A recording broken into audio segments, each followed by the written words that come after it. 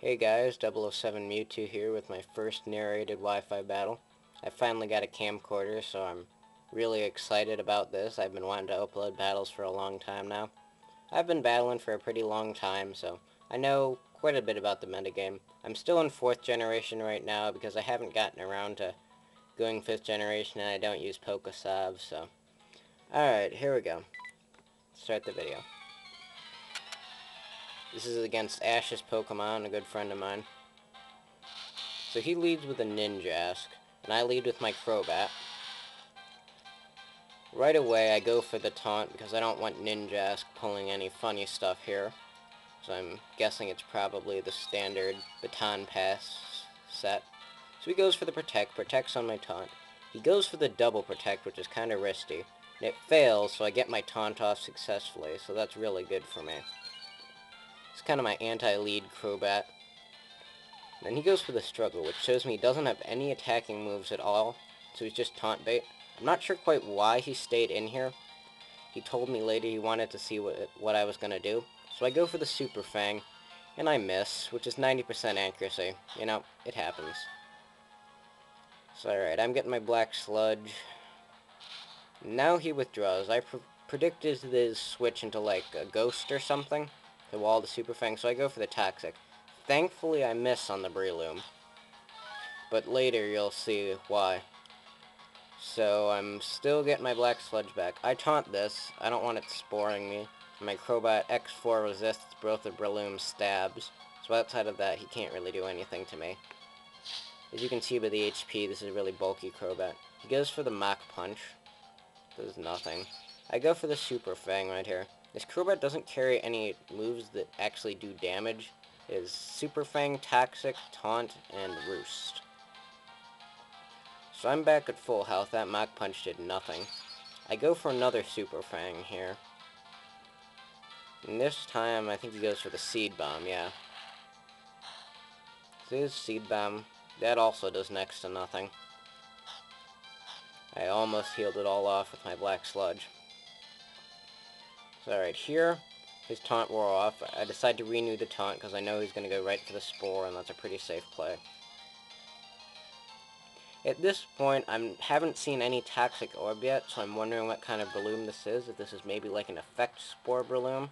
I knew it was a pretty long shot, but I didn't know at this point because Super Fang, I wouldn't be able to kill it that way. So I make a really stupid play here and go for the Toxic. Well, I thought maybe it was an Effect Spore Balloon, but no, it turns out to be a Poison Heal Balloon. So I just gave it free recovery, which was really stupid. I'm not even sure why I did that.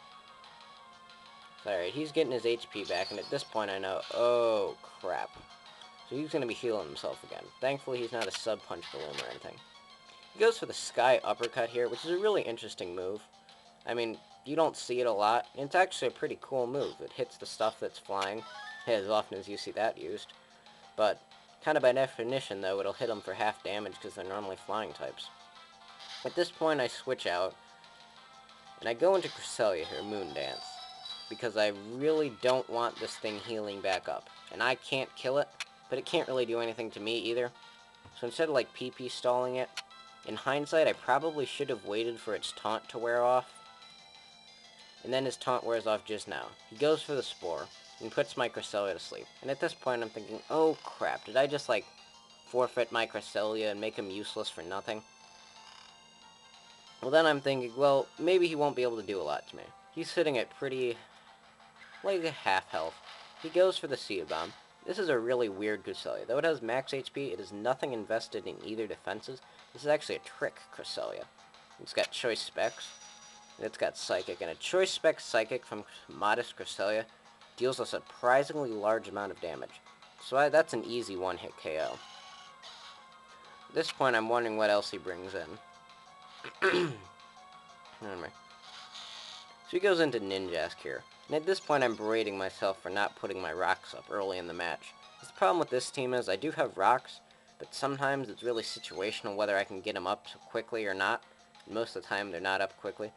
So he goes for the Protect. He protects, and then he goes for the double Protect and misses. So then that was just like, ha!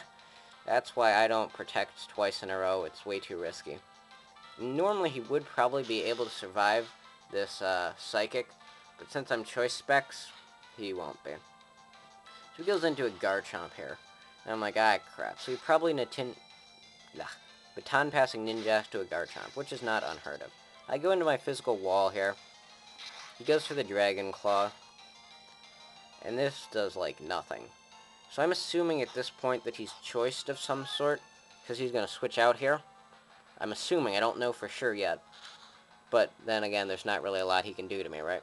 So he goes into a Mamoswine. And this thing spells trouble. Pretty much my whole entire team has issues against Mamoswine. So I'm like, oh, crap. So I know I can take an Ice Shard. At least I think I can take an Ice Shard, because I'm max HP, Impish Nature, everything. But he actually double switches here. He makes a good play, expecting me to switch, goes into his Garchomp. So he gets the switch advantage here. Alright, so I send out 7-Up, my Aggron. This is a very strange Aggron. This is actually a Choice Scarfed Aggron. As often as you see that, right? It's got an awesome nickname. Choice Scarf and all that. So I go for the Double Edge here, just for the safe play. Because normally it's for abusing Rock Head and Head Smash. But that doesn't really do anything at all. So I saw he went for the Fire Blast. And the fact that he went for it again here tells me for sure that he's choiced of some sort. This point, since he's mixed, I'm guessing Scarfed. And so that does like nothing to my bulky Crobat here. So he takes out his Garchomp. And he sends back in Mamoswine. And I'm kind of like, oh, this thing. Thankfully I get the Super Fang on the switch. And that'll take off half his HP. So having Mamoswine at less HP is always better than having Mamoswine at more. So I get my Black Switch. At this point, I think I'm going to switch out again. Yeah. And I go back into 7-Up, predicting the Ice Shard. But he actually predicts that and goes for the Stone Edge. Well, he doesn't predict. He predicts, but not predicts correctly. And so, at this point, I see that he's Life Orbed, which tells a lot to me. And if that Head Smash had hit, that would have been good game right then and there. But my Head Smash misses. So that's okay. He's going to kill me off with an Earthquake.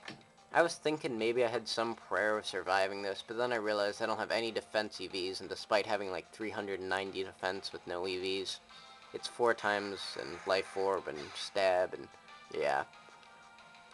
So alright, he's getting some Life Orb damage here, and at this point I'm thinking I better just wear him down with Life Orb.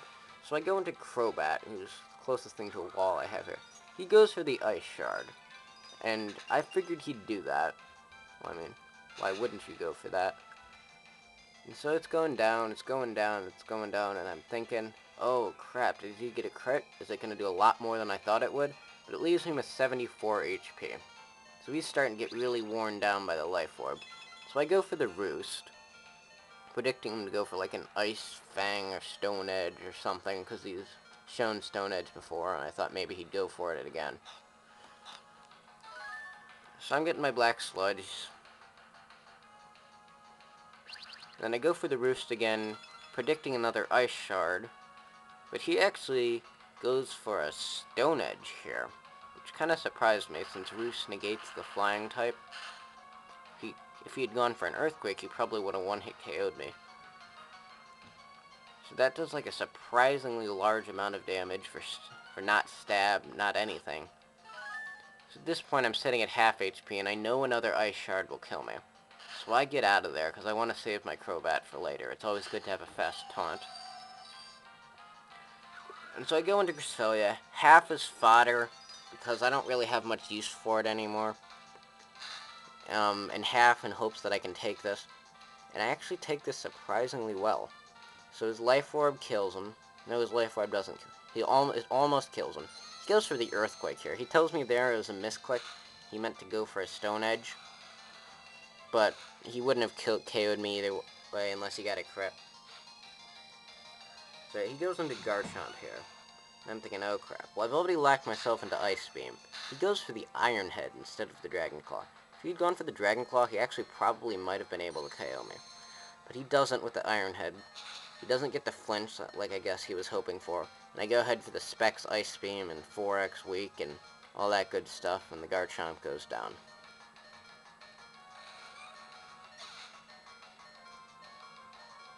I'm sitting at 86 HP, pretty low. I mean, it can't come in to take a hit.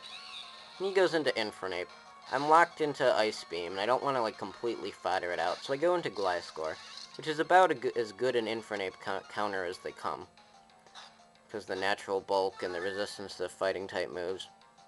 It does have some issues with strong fire-type moves, though, like Flare Blitz and whatnot. So he goes for the Sword Stance here. Not wanting to over-predict or anything, I just went for the Earthquake, and that's going to do a lot to this Infernape.